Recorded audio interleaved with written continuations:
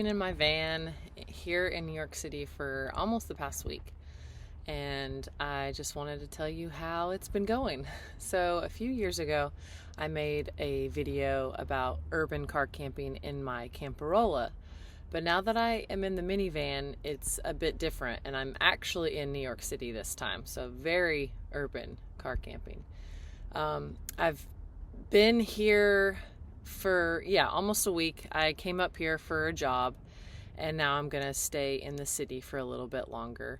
And I decided to stay in my van this time because just a couple months ago in September, I was up here for another job.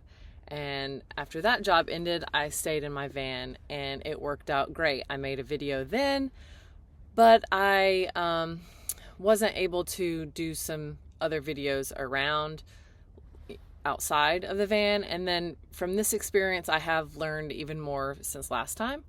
So I'd say the main things that I have learned are parking is very difficult, toilets, and then the surprising thing that I've learned. So basically, I am in the neighborhood of a friend. I could have stayed with her, but I really prefer to stay in my van. This is my home, so I'm very comfortable in here, and it's really not too cold out.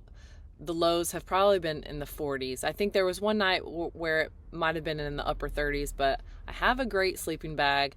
I have a nice wool blanket to lay on, so I stay warm in here. So that's not even like a factor, really.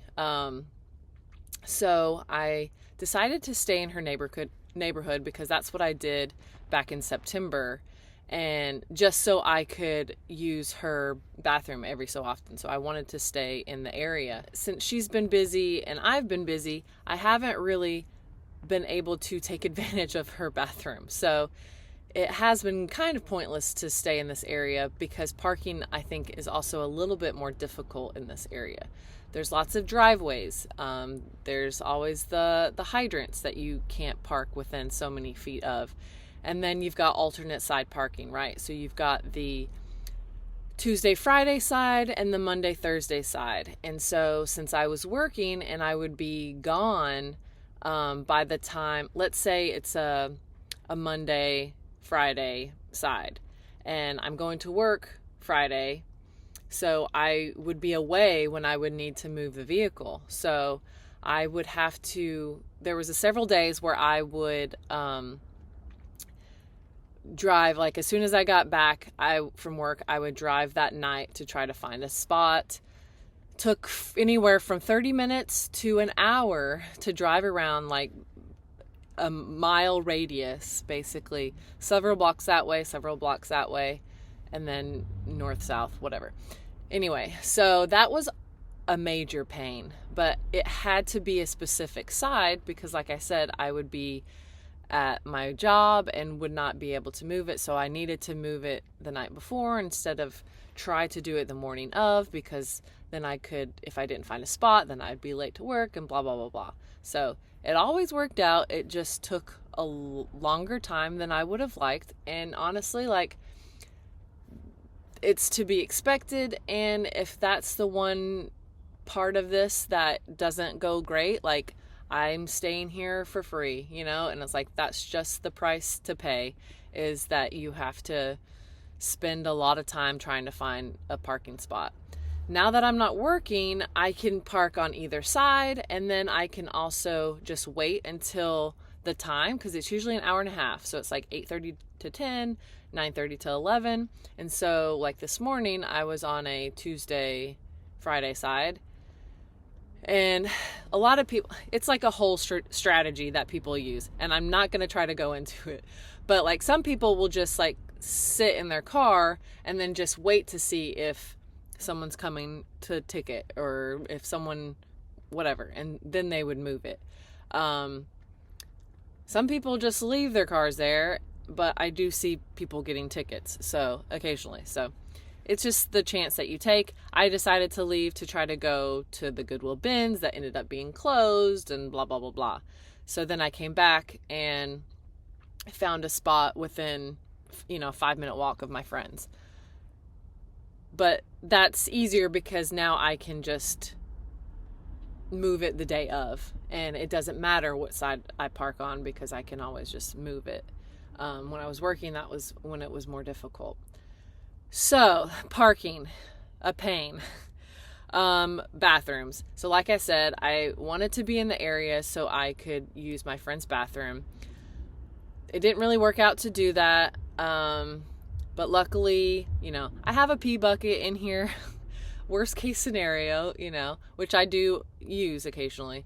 And then where I worked, I had bathrooms. So it worked out and there was no issue.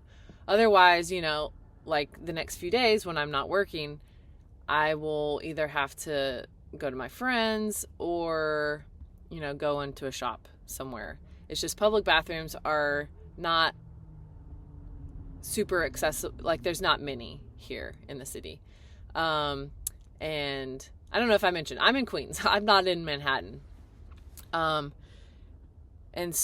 I, being the cheap person that I am, I'm living in a van. Like I don't want to have to buy something every time I have to go to the bathroom, and you feel like you should do that if you're going to use a business's bathroom.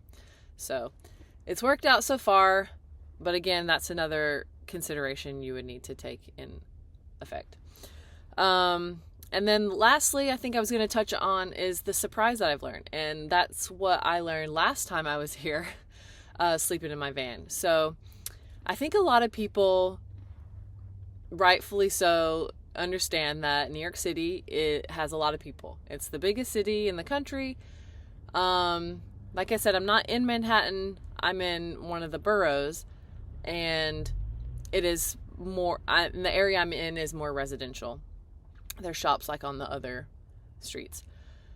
So anyway, there's lots of people driving by all the time, lots of people walking by all the time, and people would think that you would be more likely for people to see you in your van. But what I have found is that since there are so many people here, they're focused on themselves. They're not looking into cars to see if people are living in them, right? Like that's just not something that they're doing. And so when I was here in September, I didn't even put my shades in my windows, and I would just sleep with it completely open and would wake up and people would be right behind the van, had no idea I was in here because they're not assuming that people are in their cars. Whereas for me, it's like, I'm worried that people are going to see me in here, but it's like, that's not what they're expecting.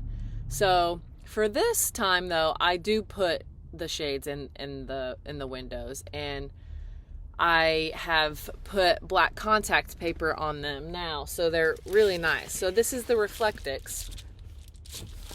And then I put black contact paper on it because if the silver was in the window, that is more noticeable. If lights shine on it, it's noticeable. The black just makes it look like my windows are blacked out, completely tinted. So it doesn't even look like someone put something in their windows because you can't even see that. And so I have that for all the windows, even the back one.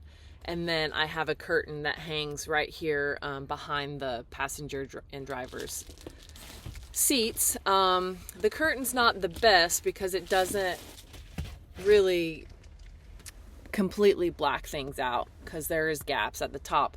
So for that reason, I don't have my lights on like I normally would have my LED string of lights, and I just got like these cool disco lights that I would use if I was, out west, and there was nobody around. But I'm not trying to draw attention to me, right? So I'm not putting lights on. So a lot of the times it's completely in the dark, and I just use like the flashlight on my phone to try to dig around to get my food out or whatever, because I don't want to draw attention to myself. But from what I've found is people just aren't noticing. So, and that's great. And so you feel kind of invisible in that way. Sometimes when I get out of the van, sometimes I feel like people will see me like just hopping out of the back, and that's unusual, but it is what it is. So, Yeah, it's going great, as well as can be expected. It's definitely, more difficult than, if I was to stay with a friend, or whatever. I'm not going to pay for housing when I can just do this, and it's just fine. It's not for everybody. I don't think a lot of people could do this.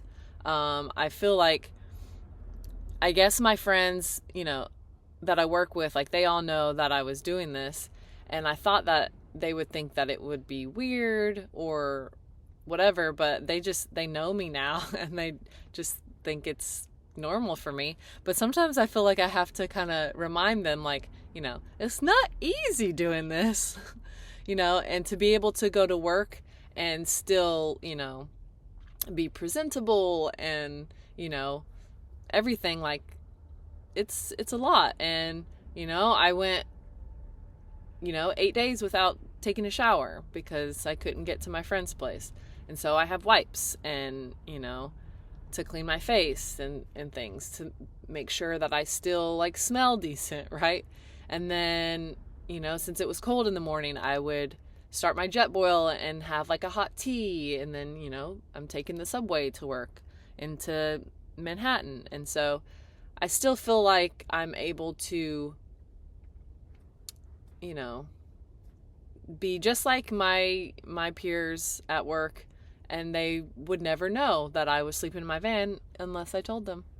And so, and that's what makes, I'm proud about that they wouldn't know that I was in my van because of, I'm still able to look nice and everything. So, yeah, I don't know, like, if other people do this.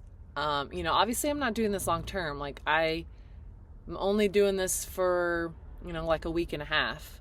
So it's still reasonable. It would be more difficult if I was doing this longer term. And then obviously when it gets colder and colder, So right now it's nice. And when I did this for maybe a week total back in September, it worked out fine as well. So those are the lessons that I've learned here by sleeping in my van in New York City. So until next time, bye. This is what it looks like with all my shades up. I have the two sides, the back sides, and then the back gate up. I just don't have my curtain up because otherwise, I need some light right now or you wouldn't really be able to see me. So the shades are great. I'm really happy that I put the black contact paper on, and I don't know why I took so long to do that. Before I had a black poster board on the other side, but it didn't really fit the whole size. And then I couldn't do poster board for the back. I did watch a video where someone put like cards, because before I had done this like paper clip way to hold it up there, because I tried Velcro. I tried, I feel like I tried a couple different things, but with the temperatures, like the Velcro didn't work to be able to keep the back gate in there. And then when I watched this video where he used these to like tuck into the sides, and that's what holds it up. And that's great. So that's a hack to use. And so that even has the black contact paper on the back gate. So I just don't have the curtain up right now, but I sleep really well because it's dark. And then I also, with everything up and the curtain, I really feel like, people can't see me in here. So I can just be in here during the day. Obviously at night, like, nobody would think you were in here. During the day, it's a little bit different. But I'm probably going to sit in here for several hours today. So, and I'm going to feel perfectly fine to do that. So, that's it for this. And this is what it looks like with the curtain up. So, side reflectix. I've got this cargo net on the ceiling that I recently got. The curtain, all the sides. So So as you can see, I mean, there's the gaps here, but I just have paper clips holding this onto the cargo netting and then to the side. So it works for me.